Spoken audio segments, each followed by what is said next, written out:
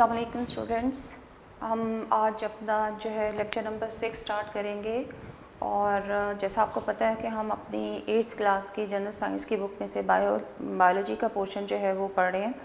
तो आज chapter number 3 start करेंगे जो कि सेल और सेलुलर ऑर्गेनेलिस के बारे में है। तो चलिए बेटा स्टार्ट करते हैं। चलिए बेटा थोड़ा सा अपना प्रीवियस जो हमारा टॉपिक था उसको रिवाइज़ कर लेते हैं, जो कि था about binomial system of naming species. Binomial, जैसे कि मैंने आपको बताया था, bi means two, nomial means name. ये एक ऐसा सिस्टम था जो इंट्रोड्यूस करवाया था लीनियस ने, और अकॉर्डिंग टू दिस हम सारे के सारे ऑर्गेनिज़म्स जितने भी हैं उनको लैटिन नेम्स देते थे, जो कि कंसिस्ट करते थे 2 पार्ट्स के ऊपर। और जो फर्स्ट पार्ट था वो हमारे पास जेनरिक नेम था, और जो दूसरा वाला था वो स्पीशीज़ नेम था। जो जेनरिक नेम था वो हम हमेशा शुरू करते थे कैपिटल लेटर से, और जो स्पीशीज़ नेम था वो हम जो है वो कभी भी कैपिटल लेटर से शुरू नहीं करते थे बल्कि स्मॉल लेटर्स में ही लिखते थे। जैसे हमारे पास एग्जांपल किसकी थी, फ्रॉग की, और फ्रॉग का जो साइंटिफिक नेम था वो क्या था, राना टिग्रीना। तो इसका आर जो था वो हम कैपिटल वर्ड्स में लिखेंगे, शुरू वाला जो स्टार्ट का वर्ड था, और जो स्पीशीज़ का स्टार्ट का वर्ड है वो हमने कैपिटल वर्ड्स में नहीं लिखा था, उसको स्मॉल लेटर्स में ही लिखा था। और ये जो फर्स्ट जो नेम था इसका, ये जेनरिक नेम था, और जो सेकंड नेम था ये कौन सा था, स्पीशीज़ नेम था। इसी तरह से हमारे पास मैन का जो था वो साइंटिफिक नेम होमोसेपियन, अनियन का हीलियम सीपा, सी स्टार का एस्टेरियस रिबन्स, हाउस क्रो का जो था वो कार्वेलस स्प्लेंडेंस, और मस्टर्ड का ब्रासिका कैम्पेस्ट्रिस था। फिर आप लोगों ने वायरसेस के बारे में पढ़ा था कि वायरसेस जो हैं वो हम उनको सेल का रैंक नहीं देते हैं, they are not cellular structures, क्योंकि इनके अंदर सेल वाली कोई भी चीज़ नहीं थी, ना तो इनके अंदर सेलुलर ऑर्गेनेलेज होते हैं, ना ही सेल जैसी कोई इनमें कोई स्ट्रक्चर है। तो ये they are not considered as cell. तो ये ए सेलुलर या नॉट सेलुलर स्ट्रक्चर्स थे, और ये दो चीज़ों से मिलकर बनते हैं, एक न्यूक्लिक एसिड और एक प्रोटीन से। जो फर्स्ट पार्ट है इसका, वो आउटर पार्ट जो है ये वाला, ये बनता था प्रोटीन से, और इसको हम कहते थे कोट। ये देखें, ये वाला इसको कहते हैं कोट, और ये बनता है प्रोटीन से, आउटर पार्ट है ये इसका। और ये वाला जो पार्ट है इसको हम कहते हैं इनर पार्ट, और ये बनता है डीएनए से या आरएनए से, इसको कोर कहते थे। फिर आपने इसका स्टेटस में देखा था कि it is between living and non living organisms. ये हमारे पास ना तो डेड है और ना ही लिविंग ऑर्गेनिजम्स में कंसीडर्ड होता है, ये कंसीडर होता है between living and non living organisms में। मतलब ये बाउंड्री लाइन है लिविंग और नॉन लिविंग के दरमियान में। अगर वायरसेस जो हैं वो किसी लिविंग ऑर्गेनिज्म के अंदर हैं तो वहाँ पे ये रिप्रोडक्शन का अपनी रिप्रोडक्शन स्टार्ट कर देते हैं, अपना नंबर इंक्रीज़ कर देते हैं और बिहेव करते हैं लाइक अ लिविंग ऑर्गेनिजम्स। और अगर ये कहीं बाहर हैं तो ये क्या होगा, क्रिस्टल्स की फॉर्म में, जैसे कि नॉन लिविंग थिंग्स पड़ी होती हैं वैसे ये पड़े होते हैं। तो रिप्रोडक्शन करना इनका लिविंग करेक्टर है, क्रिस्टल्स की फॉर्म में प्रेजेंट होना इनका नॉन लिविंग करेक्टर था।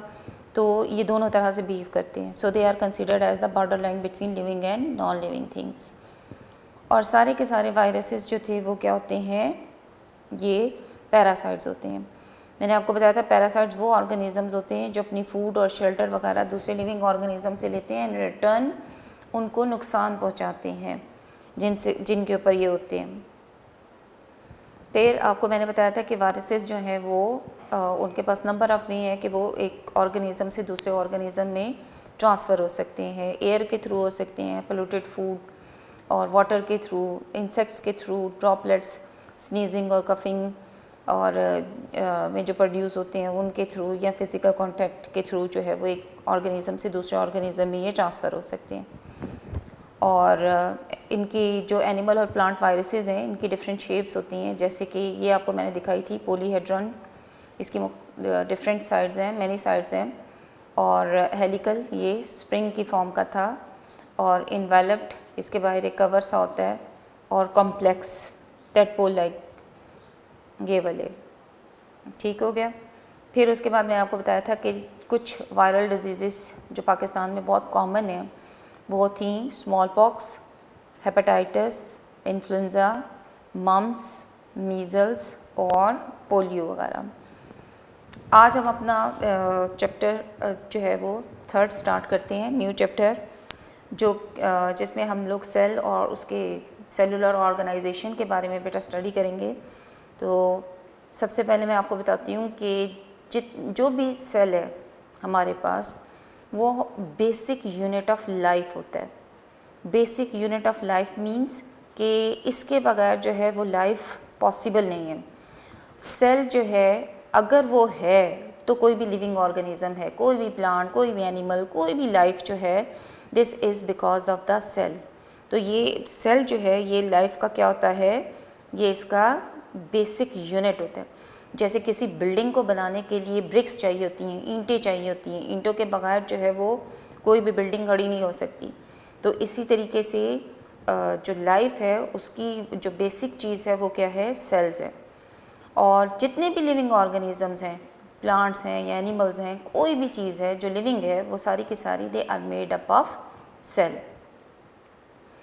सेल्स जो हैं दे आर टू स्मॉल, इतने छोटे होते हैं कि you can not see them with your naked eye, आप उनको अपनी आँख से नहीं देख सकते।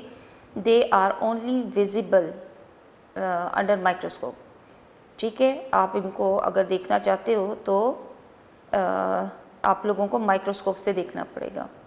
Plants and animal cells have common features including the cell membrane, cytoplasm, mitochondria and nucleus। Plants और एनिमल सेल्स में बहुत से कॉमन फीचर्स होते हैं, एक जैसे ही होते हैं, थोड़े से डिफरेंट होते हैं एक दूसरे से। तो जो कॉमन चीज़ें हैं उनमें जो फीचर्स हैं, जो स्ट्रक्चर्स कॉमन प्रेजेंट हैं प्लांट्स और एनिमल सेल में, वो सेल मेम्ब्रेन है, साइटोप्लाज्म है, माइटोकॉन्ड्रिया और न्यूक्लियस। ये दोनों प्लांट और एनिमल दोनों सेल्स में ये दोनों प्रेजेंट, ये सारे स्ट्रक्चर्स प्रेजेंट होते हैं।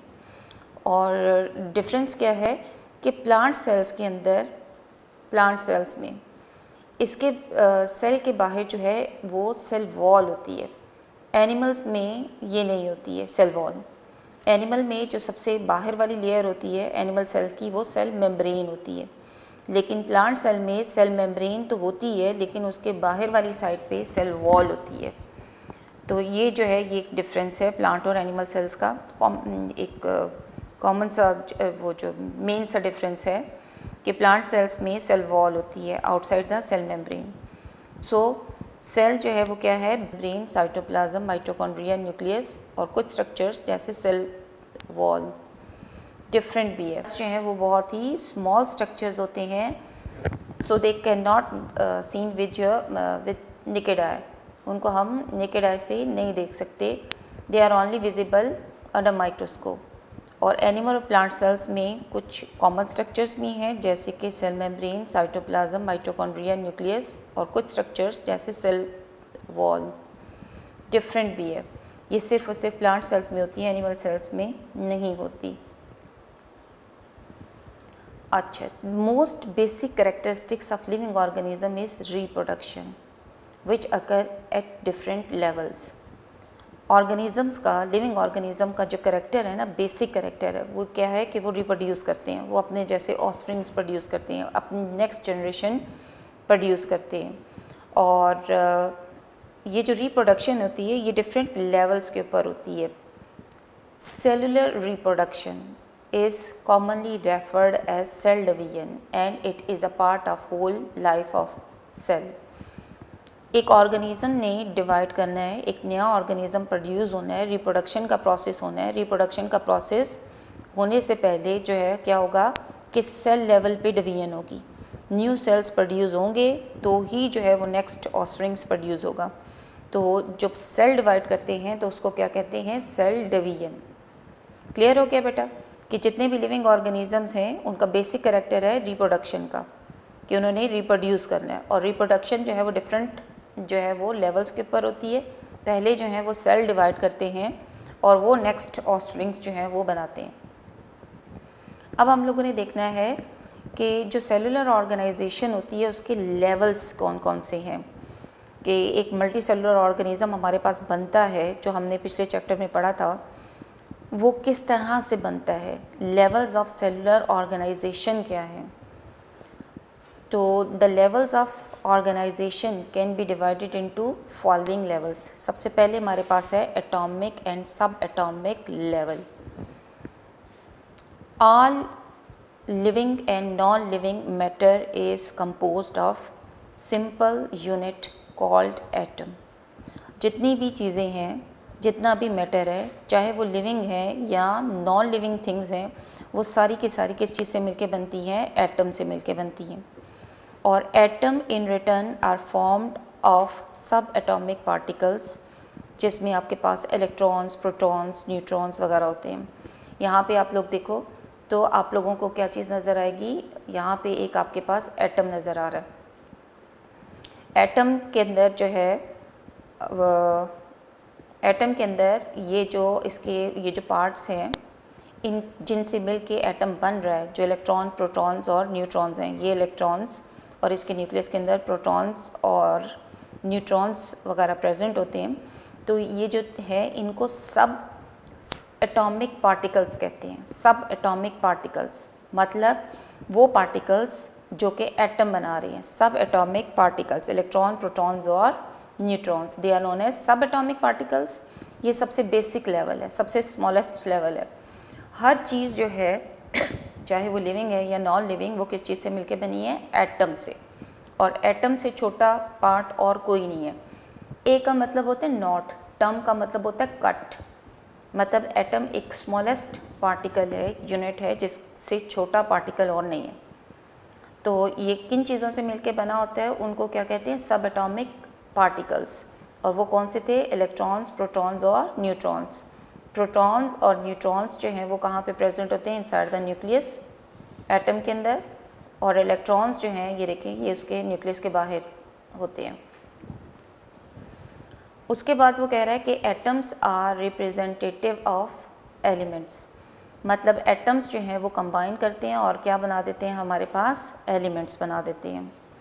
और हमारे पास out of 92 naturally occurring elements 16 are called bio elements which forms the bodies of living organism. हमारे पास नेचर में टोटल जो है वो कितने एलिमेंट्स हैं, 92। नेचर में टोटल एलिमेंट्स जो हैं वो हमारे पास कितने हैं, 92। और 92 में से 16 ऐसे हैं जिनको हम कहते हैं कि ये बायो एलिमेंट है। Bio means life. वो एलिमेंट्स जो कि लाइफ बनाते हैं, जो कि लिविंग ऑर्गेनिज्म आपके अंदर, प्लांट्स के अंदर प्रेजेंट होते हैं, उनको क्या कहते हैं, बायो एलिमेंट्स। तो बायो एलिमेंट्स की डेफिनेशन क्या है कि the bio elements are those elements which forms the body of living organisms. और इन बायो एलिमेंट्स में हमारे पास कौन है, oxygen, hydrogen, carbon, nitrogen, phosphorus, calcium वगैरह हैं। अब अगर ये देखो, आप एक बॉडी आपको नज़र आ रही होगी, हमारे पास ऑक्सीजन इसमें 65% है। हमारी बॉडी जो है वो ऑक्सीजन से मिलकर बनी हुई है, 65% ऑक्सीजन है हमारे अंदर। कार्बन जो है वो 18% है, हाइड्रोजन जो है वो 10% है, नाइट्रोजन जो है वो हमारे पास 3% है, कैल्शियम हमारे पास 2% है, फॉस्फोरस हमारे पास 1% है और 1% ही हमारे पास अदर जो एलिमेंट्स हैं वो हैं। तो हमारे पास जो है ये जो आप लोगों ने डायग्राम है बेटा, ये लॉन्ग क्वेश्चन अगर आपको आता है लेवल्स ऑफ ऑर्गेनाइजेशन का, तो आप लोगों ने ये डायग्राम भी बनानी है। और इसमें ये जो वैल्यूज़ हैं हर एक की परसेंटेज है, आप लोगों ने इसको भी MCQs के लिए याद रख, जिनमें से 16 जो हैं हम उनको बायो एलिमेंट्स कहते थे। और बायो एलिमेंट्स बनाता है और कैल्शियम कितने % बनाता है, MCQs में भी आ सकता है किसी तरीके से भी। तो आप लोगों ने ये डायग्राम मस्ट याद करनी है। ठीक हो गया। हमने क्या पढ़ा था कि हमारे पास जो है वो एटम सबसे स्मॉलेस्ट यूनिट होता है और एटम जो है वो जब कंबाइन करता है तो क्या बना देता है, एलिमेंट्स। और हमारे पास 92 जो हैं वो टोटल एलिमेंट्स हैं नेचर में, जिनमें से 16 जो हैं हम उनको बायो एलिमेंट्स कहते थे। और बायो एलिमेंट्स क्यों कहते हैं, because they are present inside the body of living organism.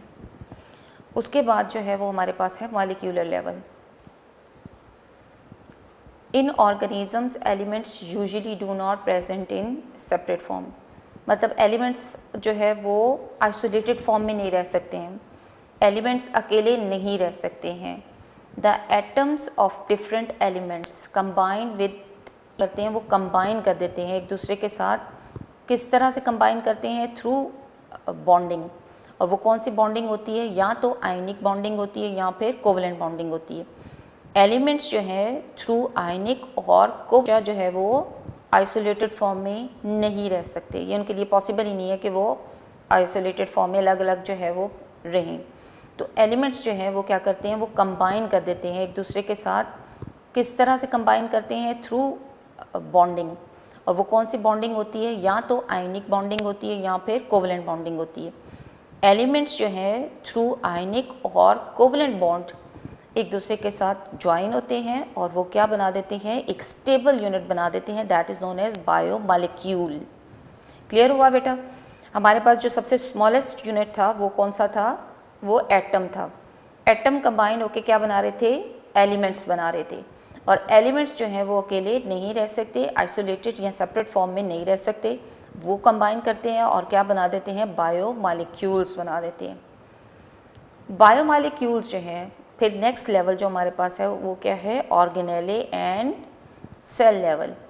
तो डिफरेंट बायोमॉलिक्यूल्स जो हैं they arrange themselves in a specific way to form cell and their organelle.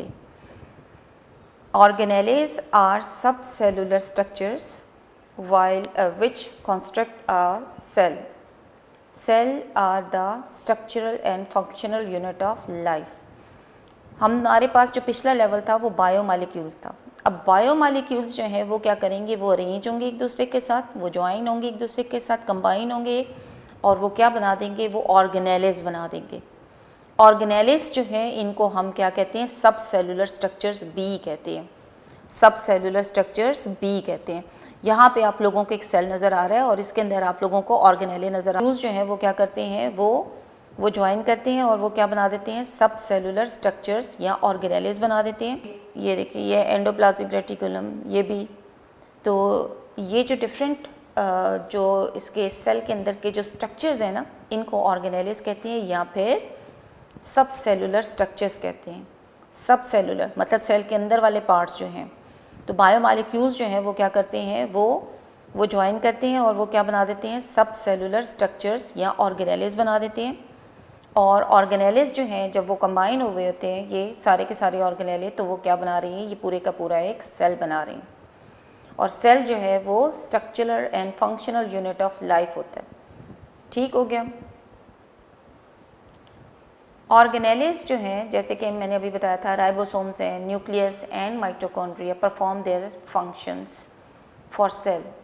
Cell function for whole organisms. Organelles जो हैं, जैसे ribosomes हैं, nucleus है, mitochondria हैं, इन सब ऑर्गेनेलिस का अपना अपना स्पेसिफिक फंक्शन होता है।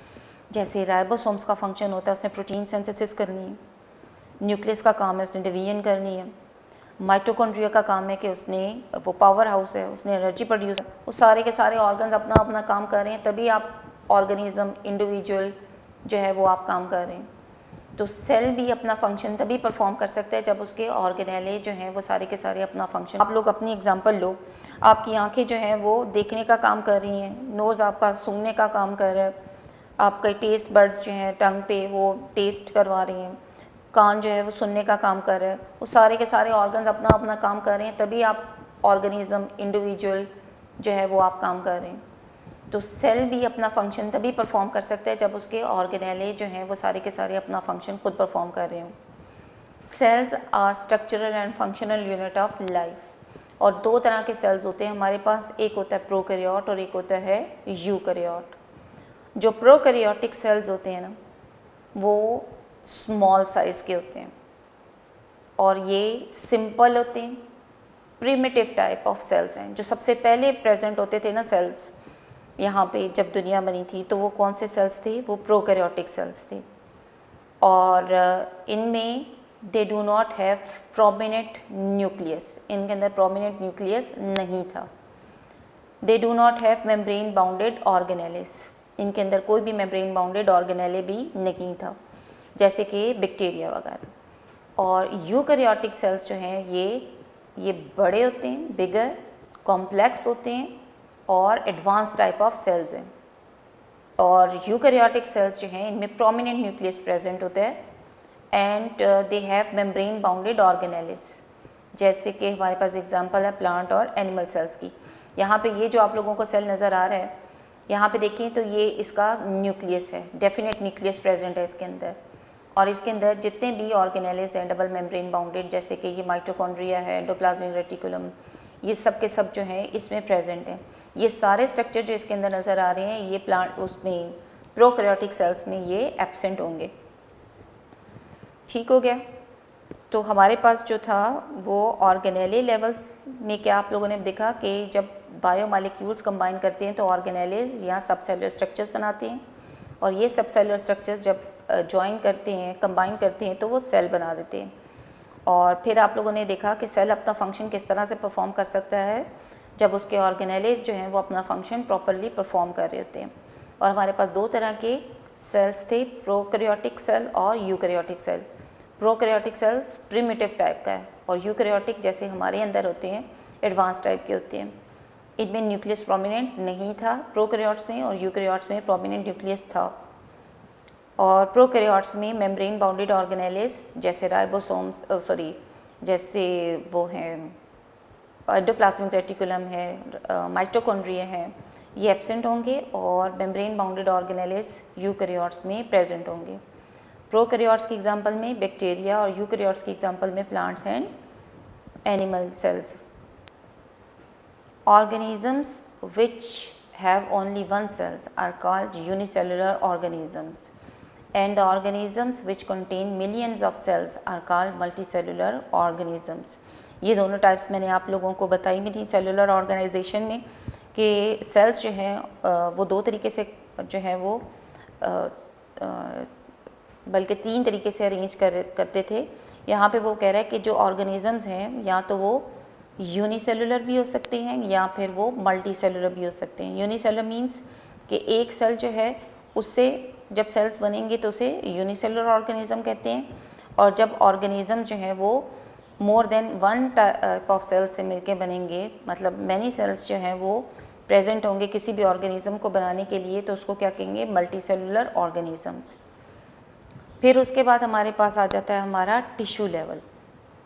In multicellular organisms, group of cells are arranged into a loose sheet or bundle। जब सेल्स जो हैं वो कंबाइन करेंगे और कंबाइन करके वो एक लेयर सी बना देंगे, लूज शीट ऑफ सेल्स बना देंगे और एक ख़ास फंक्शन परफॉर्म करेंगे, सेम फंक्शन परफॉर्म करेंगे, तो उसको हम क्या कहेंगे, वो टिश्यू है। Each tissue have a specific function, her tissue का अपना स्पेसिफिक फंक्शन होता है। और हमारे पास एग्जांपल टिश्यूज़ में किसकी है, एनिमल टिश्यूज़ की और प्लांट टिश्यूज़ की। जो हमारे पास एनिमल है किसी भी लाइफ का बेसिक यूनिट होता है, मतलब इसके बगैर लाइफ का कोई कॉन्सेप्ट नहीं है। अगर सेल नहीं है तो लाइफ हो ही नहीं सकती है, कोई भी लिविंग ऑर्गेनिज्म सेल के बगैर नहीं हो सकता। और जितने भी लिविंग ऑर्गेनिजम्स हैं they are made up of cell. Cell जो है वो स्मॉलेस्ट पार्टिकल होता है, इतना छोटा स्ट्रक्चर है कि जिसको हम अपने नेकेड आई से नहीं देख सकते। इसको देखने के लिए क्या करना पड़ेगा, आपको माइक्रोस्कोप यूज़ करनी पड़ेगी। और एनिमल और प्लांट सेल्स में काफ़ी ऐसे जो हैं वो फीचर्स हैं जो कि कॉमन होते हैं, जैसे कि cell membrane, cytoplasm, mitochondria, nucleus वगैरह। और कुछ ऐसे स्ट्रक्चर्स भी हैं जैसे कि सेल वॉल, जो कि सिर्फ प्लांट सेल्स में होती है, एनिमल सेल्स में नहीं होती। और जो ऑर्गेनिजम्स होते हैं ये क्या करना पड़ेगा, आपको माइक्रोस्कोप यूज़ करनी पड़ेगी। और एनिमल और प्लांट सेल्स में काफ़ी ऐसे जो हैं वो फीचर्स हैं जो कि कॉमन होते हैं, जैसे कि cell membrane, cytoplasm, mitochondria, nucleus वगैरह। और कुछ ऐसे स्ट्रक्चर्स भी हैं जैसे कि सेल वॉल, जो कि सिर्फ प्लांट सेल्स में होती है, एनिमल सेल्स में नहीं होती। और जो ऑर्गेनिजम्स होते हैं उनका बेसिक कैरेक्टर होता है कि उन्होंने रिप्रोडक्शन करनी है, और रिप्रोडक्शन जो है वो डिफरेंट लेवल्स पे होती है। सबसे पहले जो है वो सेलुलर लेवल पे होती है, जिसको हम सेल डिवीजन कहते हैं। तो उसके बाद जो है वो इंडिविजुअल रिप्रोड्यूस करता है। फिर हमने देखा था कि लेवल ऑफ ऑर्गेनाइजेशन कैसे क्या है, ऑर्गेनिज़म्स जो हैं जो बनते हैं, मल्टी सेलुलर बॉडी बनती है वो किस तरह से बनती है। तो लेवल्स में सबसे पहले हमने पढ़ा था कि सबसे स्मॉलेस्ट लेवल जो है, जो बेसिक लेवल है, जो पहला लेवल है वो कौन सा था, atomic and subatomic level, जिसमें हमने देखा कि तमाम मैटर जो है चाहे वो लिविंग है या नॉन लिविंग वो किस चीज़ से मिलकर बना होता है, एटम से। और एटम का मतलब मैंने आपको बताया था, ए मीन्स नॉट, टम मीन कट, तो ये इससे छोटा पार्टिकल आपको नहीं मिलेगा। और जो एटम जिन चीज़ों से मिलके बना होता है उनको क्या कहते हैं, सब एटॉमिक पार्टिकल्स। और उसमें हमारे पास ये इलेक्ट्रॉन्स थे और न्यूक्लियस के अंदर क्या थे, प्रोटॉन्स और न्यूट्रॉन्स थे। और एटम्स जो हैं जब वो कंबाइन करती हैं तो वो क्या बना देते हैं, वो बना देते हैं एलिमेंट्स। एटम्स कंबाइन करके क्या बना देते हैं, एलिमेंट्स। और हमारे पास टोटल नेचर में जितने एलिमेंट्स हैं वो हैं 92, जिनमें से 16 जो हैं उनको हमने क्या कहा था कि ये बायो एलिमेंट्स हैं। बायो एलिमेंट्स की डेफिनेशन क्या थी कि बायो मीन्स लाइफ, एलिमेंट्स वो एलिमेंट्स जो कि लाइफ बनाते हैं, जो लिविंग ऑर्गेनिजम्स के अंदर होते हैं उनको बायो एलिमेंट्स कहते हैं। तो टोटल बायो एलिमेंट्स हमारे पास कितने हैं, 16। इनमें से मेजर जो हमने पढ़े थे वो कौन कौन से थे, oxygen, hydrogen, carbon, nitrogen, phosphorus, calcium. और फिर मैंने आपको बताया था कि ये डायग्राम में जितनी भी परसेंटेज लिखी हुई है ये आपने सारी याद करनी है और ये डायग्राम आपने बनानी भी है। फिर एलिमेंट्स जब कंबाइन करते हैं they form molecular level. Elements combine क्यों करते हैं, इसलिए क्योंकि एलिमेंट्स जो हैं वो आइसोलेटेड फॉर्म में नहीं रह सकते हैं और वो कंबाइन करते हैं थ्रू आयनिक और कोवलेंट बॉन्ड के थ्रू। स्टेबल यूनिट जो ये जो एलिमेंट्स के कंबाइन करने से बनता है वो क्या कहलाता है, molecular level. Elements through ionic and covalent bond combine करके क्या बनाते हैं, मॉलिक्यूलर लेवल बना देते हैं, मॉलिक्यूल्स बना लेते हैं, जिनको क्या कहते हैं, बायोमॉलिक्यूल्स। फिर बायोमॉलिक्यूल्स जो हैं ये कंबाइन करते हैं और ये क्या बना देते हैं, ऑर्गेनेले। और ऑर्गेनेलेस जो हैं वो सब सेलुलर स्ट्रक्चर्स भी कहलाते हैं। सब सेलुलर स्ट्रक्चर्स मींस के सेल के अंदर के स्ट्रक्चर्स। और जो है इसमें हमारे पास एग्जांपल किसकी है, राइबोसोम्स की, माइटोकॉन्ड्रिया, ये जो एंडोप्लाज्मिक रेटिकुलम है। और जब ये सारे ऑर्गेनेलेस जो हैं ये कंबाइन करती हैं तो हमारे पास क्या बन जाता है, सेल बन जाता है। और हर ऑर्गेनेले का स्पेसिफिक फंक्शन होता है और वो अपने अपने फंक्शन परफॉर्म करते हैं, तभी जो है वो सेल अपना फंक्शन परफॉर्म कर सकता है। और फिर हमने 2 टाइप्स ऑफ सेल्स पढ़ी थी, एक प्रोकैरियोटिक और एक यूकैरियोटिक। जो प्रोकैरियोटिक था वो सिंपल होता है और स्मॉलर सेल्स होते हैं, ये प्रिमिटिव टाइप के थे, जबकि यूकैरियोटिक सेल्स जो हैं ये बिगर हैं, कॉम्प्लेक्स हैं और एडवांस टाइप के हैं। जो प्रोकैरियोटिक सेल्स हैं इनमें प्रोमिनेंट न्यूक्लियस प्रेजेंट नहीं होता, यूकैरियोटिक्स में प्रोमिनेंट न्यूक्लियस प्रेजेंट होता है। और जो प्रोकैरियोट्स होते हैं they do not have membrane bounded organelle और यूकैरियोट्स में मेम्ब्रेन बाउंडेड ऑर्गेनेलेस प्रेजेंट होते हैं। प्रोकैरियोट्स की एग्जांपल में आपने बैक्टीरिया पढ़ा और यूकैरियोट्स की एग्जांपल में प्लांट्स एंड एनिमल सेल्स। और ऑर्गेनिजम्स को हम क्लासीफाई भी कर सकते हैं यूनिसेलुलर में या फिर मल्टी सेलुलर ऑर्गेनिजम्स में। जो एक सेल से मिलके बने होते हैं ऑर्गेनिज्म उनको यूनिसेलुलर कहते हैं और जो मैनी सेल से मिलके बने होते हैं, मैनी मतलब multi cellular, multi means many, तो मल्टी सेलुलर मैनी सेल से मिलके बने होते हैं उनको मल्टी सेलुलर ऑर्गेनिजम्स कहते हैं। फिर हमारे पास था टिश्यू लेवल कि जब सेल्स कंबाइन करते हैं to perform a similar function, to perform a same function, cells combine to form a same function, तो उसको क्या कहते थे, टिश्यू। और हमारे पास एनिमल और प्लांट टिश्यूज एग्जांपल्स हैं। एनिमल टिश्यूज़ में हमारे पास कौन से हैं, मस्कुलर टिश्यूज़ हैं, ग्लैंडुलर टिश्यूज़ हैं और प्लांट टिश्यूज़ में हमारे पास जाइलम एंड फ्लोएम है। तो ये बेटा आज का आपका लेक्चर था, आप इसको अच्छे तरीके से जो है वो लर्न करें।